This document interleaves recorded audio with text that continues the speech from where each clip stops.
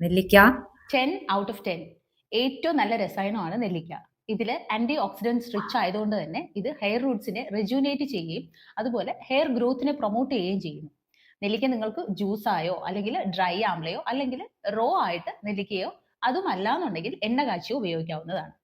ഉലുവ 1 out of 10. ഇത് hair mask ആയിട്ട് ധാരാളം പേർ ഉപയോഗിച്ച് കാണാറുണ്ടെങ്കിലും ഹെയർ ഗ്രോത്തിന് ഒരു പ്രൈമറി ചോയ്സ് ആയിട്ട് കണക്കാക്കാൻ കഴിയില്ല.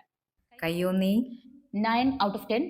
ഇത് മുടിയുടെ നാച്ചുറൽ കളർ വീണ്ടെടുക്കാനും അതുപോലെ തന്നെ ഹെയർ ഫോൾ കൺട്രോൾ ചെയ്യാനും ബെസ്റ്റ് ഓപ്ഷൻ ആണ്. എണ്ണ കാച്ചി ഉപയോഗിക്കുന്നതായിരിക്കും ഏറ്റവും സ്യൂട്ടബിൾ ആയിട്ടുള്ള രീതി. എള്ള് 9 ഔട്ട് ഓഫ് 10. പ്രത്യേകിച്ച് കറുത്ത എള്ള് ഹെയർ തിക്നെസ് കൂട്ടാനും ഹെയർ തിന്നിങ്ങിനെ കുറയ്ക്കാനും ഒക്കെ വളരെ നല്ലതാണ്. ബ്ലാക്ക് സെസമി എന്ന് പറയുന്ന കറുത്ത എള്ള് ഇത് ഓയിൽ കാച്ചി ആയാലും ഉള്ളിലേക്ക് കഴിക്കാനായാലും വളരെ നല്ലതാണ്. കറിവേപ്പില 8.5 ഔട്ട് ഓഫ് 10.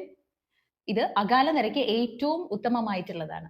കറിവേപ്പില ദഹനത്തിനെ പ്രൊമോട്ട് ചെയ്യുകയും ചെയ്യുന്നുണ്ട്. ഇത് എണ്ണ കാച്ചിയും അതുപോലെ തന്നെ കഴിക്കാനും ഉപയോഗിക്കാവുന്നതാണ്. ചെമ്പരത്തി 3.5 ഔട്ട് ഓഫ് 10. ഹെയർ ഫോളിന്റെ ഡയറക്റ്റ് ആക്ഷൻ ചെമ്പരത്തിക്ക് വളരെ കുറവാണ്. എന്നാലും ഫ്രിസി ഹെയറോ അല്ലെങ്കിൽ ഡ്രൈ സ്കാൽപ്പോ ഉള്ളവരാണെന്നുണ്ടെങ്കിൽ എണ്ണ കാച്ചിയോ താളിയായിട്ടോ ചെമ്പരത്തി ഉപയോഗിക്കാവുന്നതാണ്. ഉള്ളി 7.5 ഔട്ട് ഓഫ് 10. അലോപേഷ്യ പോലുള്ള കണ്ടീഷനിൽ ഇത് സ്കാൽപ്പിൽ റബ്ബ് ചെയ്യാൻ യൂസ് ചെയ്യാവുന്നതാണ്. ഇങ്ങനെ റബ്ബ് ചെയ്യുന്നതിലൂടെ ഹെയർ റൂട്ടിലേക്കുള്ള ബ്ലഡ് സർക്കുലേഷൻ കൂടുന്നതിന് കാരണമാകും. പക്ഷേ അധികമായി യൂസ് ചെയ്ത് കഴിഞ്ഞു കഴിഞ്ഞാൽ ഇത് ഡ്രൈനസ് കൂട്ടാനും കാരണമാകാറുണ്ട്. കറ്റാർവാഴ 4 ഔട്ട് ഓഫ് 10. ഹെയർ ഗ്രോത്തിന് വലിയ പങ്കില്ലെങ്കിലും സ്കാൽപ്പിൽ ഹൈഡ്രേഷന് വേണ്ടി ഇത് ഉപയോഗിക്കാവുന്നതാണ്.